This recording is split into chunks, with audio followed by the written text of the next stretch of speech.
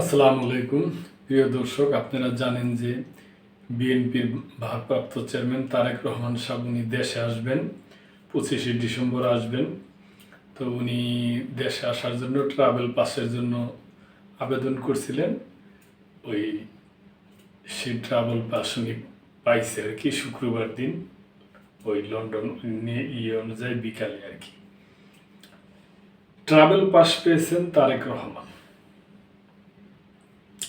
বিএনপির ভারপ্রাপ্ত চেয়ারম্যান তারেক রহমান আগামী 25শে ডিসেম্বর দেশে ফিরবেন।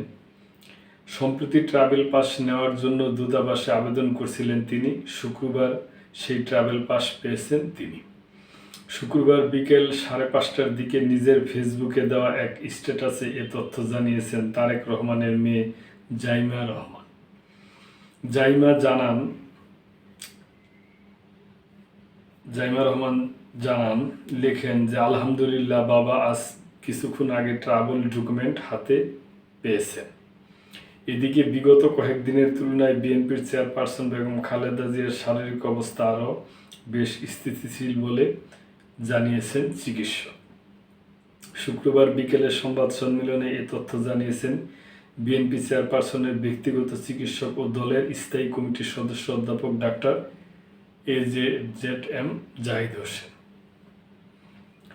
তিনি বলেন, আমরা আমাদের ভারপ্রাপ্ত চেয়ারম্যান তারেক রহমান, ডাক্তার জুবাইদা রহমান, সৈয়দা শামিলা রহমান, শামীম ইস্কান্দার সহ পরিবারের সবার পক্ষ থেকে এবং দলের পক্ষ থেকে আপনাদের মাধ্যমে দেশবাসীর কাছে দোয়া চাই।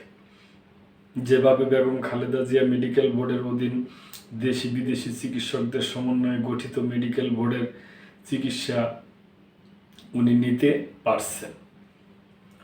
এক প্রশ্নের উত্তরে ডাক্তার জাহিদ বলেন, এইটুকুই বলবো যে উনি যে অবস্থায় ছিলেন সে অবস্থার তুলনায় আজকে আল্লাহর অশেষ মেহেরবানিতে সবার দোয়ায় মেডিকেল বোর্ডের চিকিৎসার পরিপ্রেক্ষিতে আগের চেয়ে স্থিতিশীল রয়েছে। ওনার সার্বিক সুস্থতার জন্য দেশবাসীর কাছে আমরা দোয়া চাই আপনাদের মাধ্যমে। তিনি আরও বলেন, আমি দুটি শব্দ উচ্চারণ করেছি, একটি বলেছি আলহামদুলিল্লাহ, দ্বিতীয়টি বলেছি যে ওনার শরীরের উপর একটা প্রসিডিউর করা হয়েছে, অত্যন্ত সফলভাবে উনি গ্রহণ করতে পেরেছেন। তো প্রিয় দর্শক, এই ব্যাপারে আমরাও খুশি যে যাক আল্লাহর রহমত উনি সুস্থ হয়ে উঠুক, ওনার তারেক রহমান সাহেব আসবেন, সেই মা ছেলে দুজনেই সুস্থ থাক, এইটাই আমরা চাই। দেশবাসীর পক্ষ থেকে এইটি দোয়া। প্রিয় দর্শক, এ ব্যাপারে আপনাদের যদি কোনো মন্তব্য থাকে অবশ্যই করবেন এবং মেম্বারশিপ নিয়ে আমাদের পাশেই থাকবেন। আল্লাহ হাফেজ।